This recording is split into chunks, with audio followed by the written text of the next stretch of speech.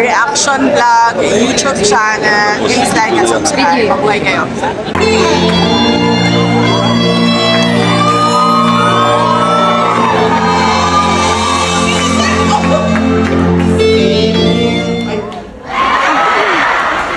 Bantay lang, nasa ang tech booth na sa taas? Nandito po sa likod. Ang tech booth, meron nandiyan sa likod. Sige nga, sample nga, sample!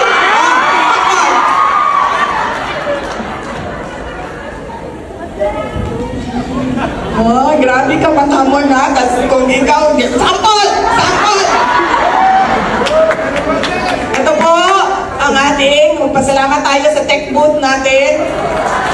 One-man show. One-man show po yan. Uy! Last 2 minutes.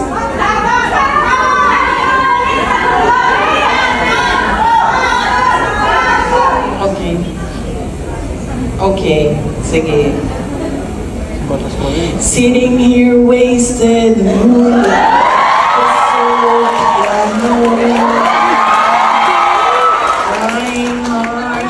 Capture the moment. This morning I don't know. Was a bottle of vodka still lodged in my head. Some love gave me nightmares. I think that she's still in my bed. I dream about movies they won't make of me when I'm dead. Sige na, magbasa na ka.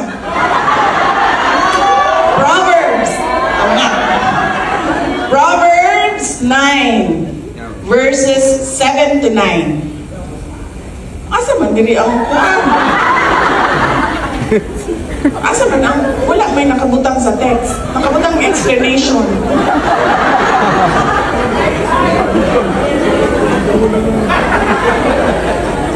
As I dream about movies they won't make of me when I'm dead.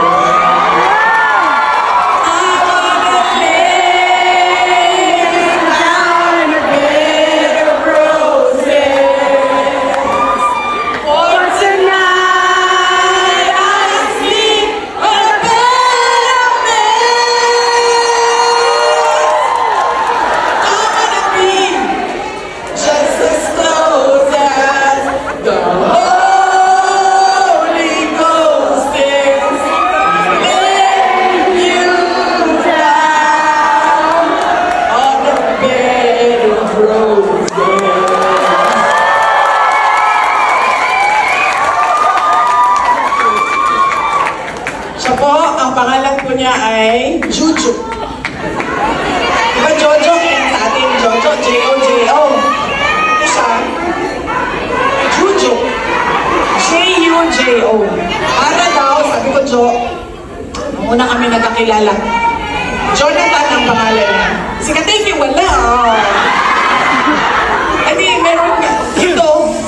Kuya ni Katiki, pwede na ito. Kuya ni Katiki.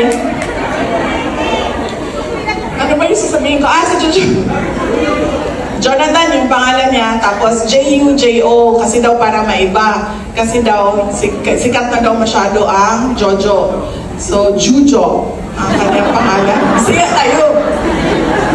Siya yung pinaka-unang kasama ko sa trabaho. Magkasama kami, dalawa lang kami nagsimula noon. 2006.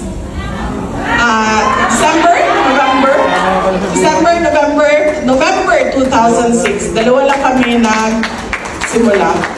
Tapos, ilang years ago yun? Mag-ilang years na? Almost 19 years. Almost 20 years na kami magkasama sa trabaho. Tapos, na-recruit namin ang kanyang asawa. Sana yun. Nandiyan, sa tabi-tabi. Naka-uniform din. Na-recruit namin. Proverbs 9:7-9. Verses 7-9. Whoever corrects a mocker invites insults. Whoever rebukes the wicked incurs abuse. Do not rebuke mockers, or they will hate you. Rebuke the wise, and they will love you.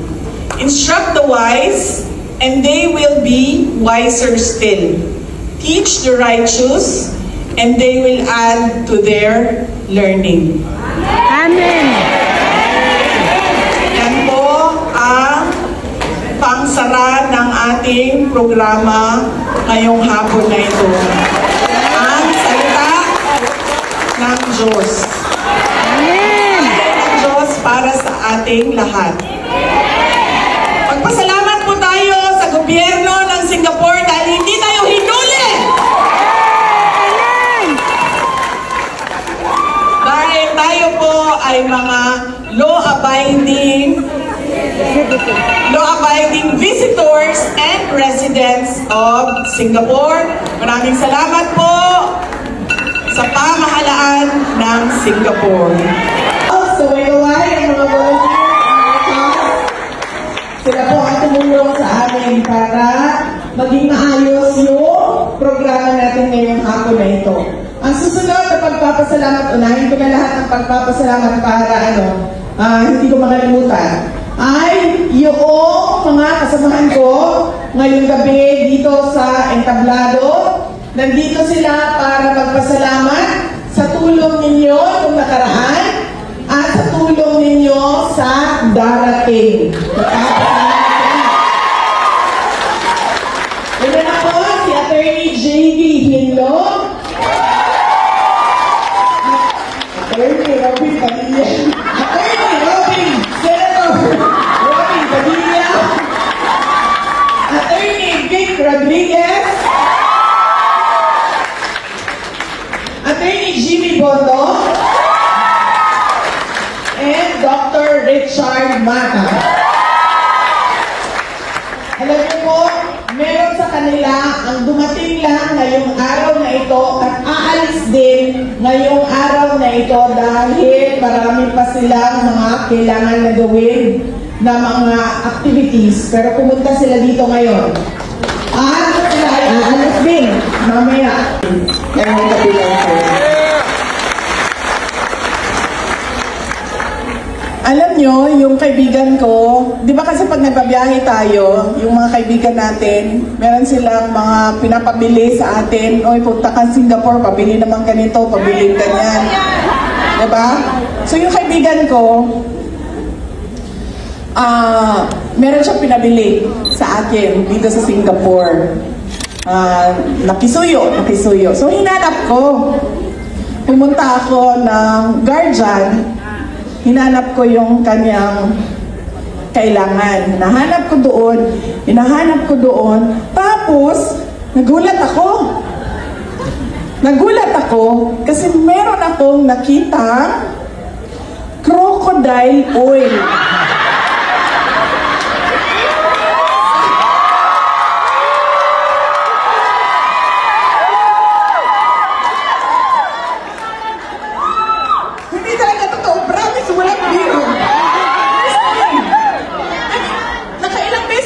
Ako sa Singapore o sa ibang lugar, sa mga grocery. Ngayon lang ako nakakita na crocodile oil. Tapos, kasi buong ganyan, puro iba't ibang klaseng crocodile oil. So, kakahanap ko nung pinapabili sa akin. Sa kakahanap ko ng gano'n. Sabi ko, sama ko, crocodile oil. Sabi ko, nandito sila.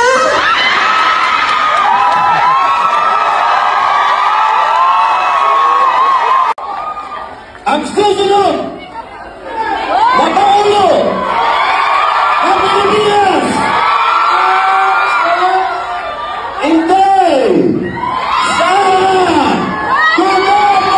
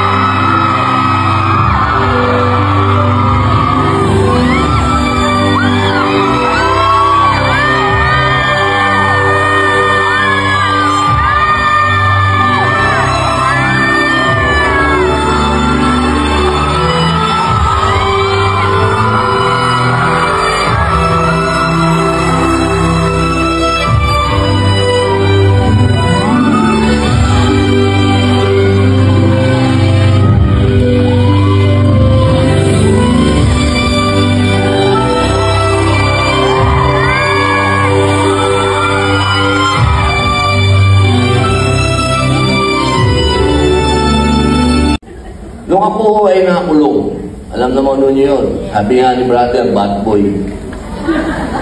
Ako ho ay ikinulong, politika din ho yun ha. Yung pagkakakulong ko, politika din. Ako ho ay hinantugan ng awit ng mga pinsang ko. Ito po, bagay na bagay sa ating mga Pilipino ngayon. Maestro.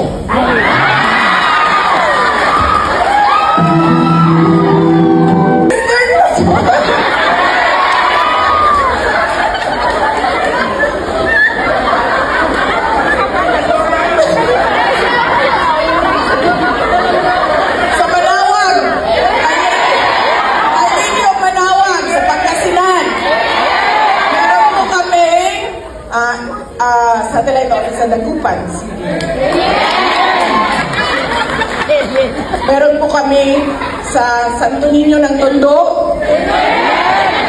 Extension office. Kami sa Negros and Panay Islands sa Bacolod City. Doon po ay Santo Niño din po, sa Ati-Atihan. Dito naman po tayo sa Cebu City. Nandun po kami sa bahay na ni Senyor Santo Niño sa Cebu City. Amen!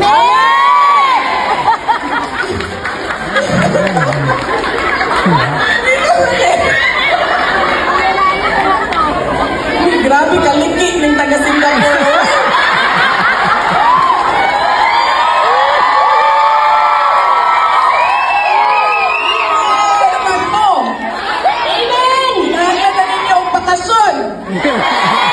Sabi ng Diyos, bibigyan kayo ng bakasyon.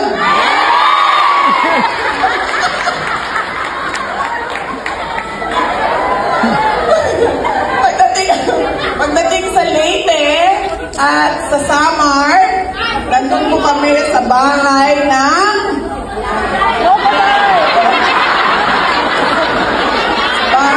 buhaya. Hindi pa po siya nakakulong dahil hinahanap pa po namin siya. Pero pag nakita namin siya, doon namin siya ikukulong sa Tacloban City.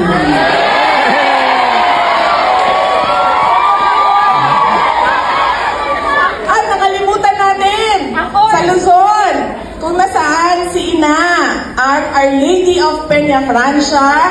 Kami po ay nasa Legazpi City. Pagdating naman sa Mindanao, kami po ay nasa Our Lady of Pilar, Zamboanga City.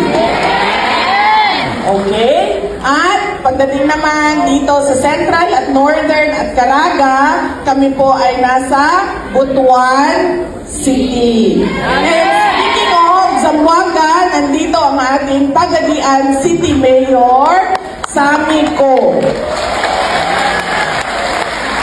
Mayor Sam, magkaway-kaway ka dyan. Kaway, Pagadian City, kung saan ang tricycle nila ay nakahangad sa langit.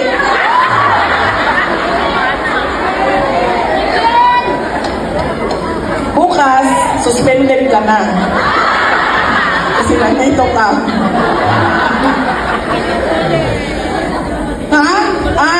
So nasa Butuan City kami. Tapos, ang Southern Mindanao, nandun po kami kay Our Lady of Sara, Davao City.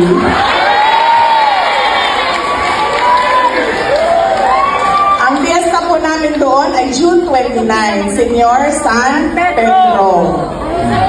Ako.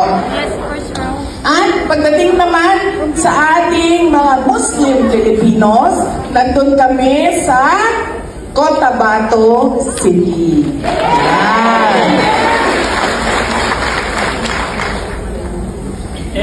Maraming buhaya sa Pilipinas. Kayo po ang nag-rescue sa aming lahat. Totoo yan.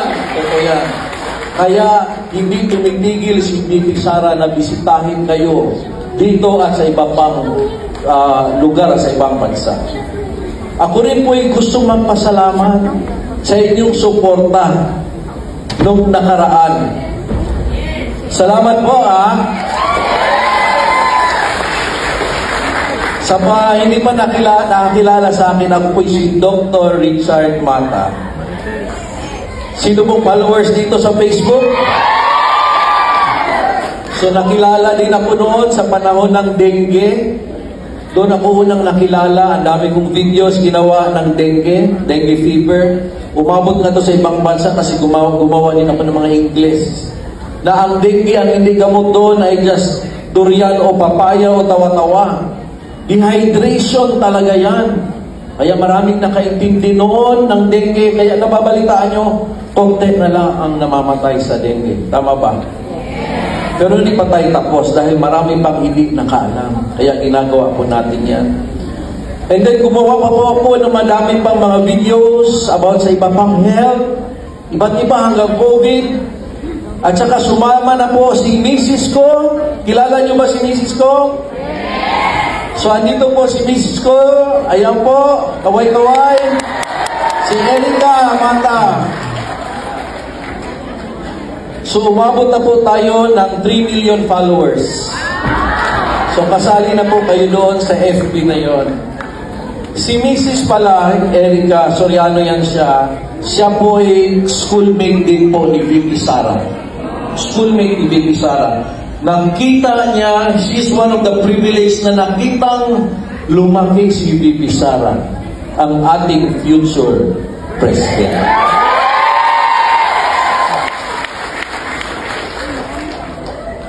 Dati nagdasal tayong lahat na maging Singapore ang Pilipinas. Kasama ba kayo sa nagdasal? Noong naging presidente, ang mahal natin na Tatay Digong, sabi ko, Lord, sinagot mo talaga. Kaya lang medyo naging malungkot tayo. Pero alam nyo ba, ang Diyos kasi, hindi yung style mo ang way niyang pagsagot. Tama ba? Maraming tayong problema na, Lord, sagutin mo naman ako sa problema ko. Pero, ang ending, nasolve din yung problema, pero iba lang yung approach niya. Tama ba? Kaya huwag kayong magduda. Hindi po nakalimot ang Diyos. Ang Pilipinas ay magiging Singapore pa rin. Tama ba? Kaya ngayong 2028, lilipad na po ang agila. Anong tawag natin sa agila sa Davao? Anong tawag doon? Monkey eating eagle. Si VP Sara hindi po monkey eating eagle. Crocodile eating eagle. Magandang araw po sa lahat. God bless po, Singapore. Thank you very much. Dahil hindi tayo hinuli! Dahil tayo po ay mga law-abiding visitors and residents of Singapore. Maraming salamat po sa pamahalaan ng Singapore. Mga kababayan, ang lahat ng ginagawa natin ay para sa Diyos, sa bayan, at sa bawat pamilya.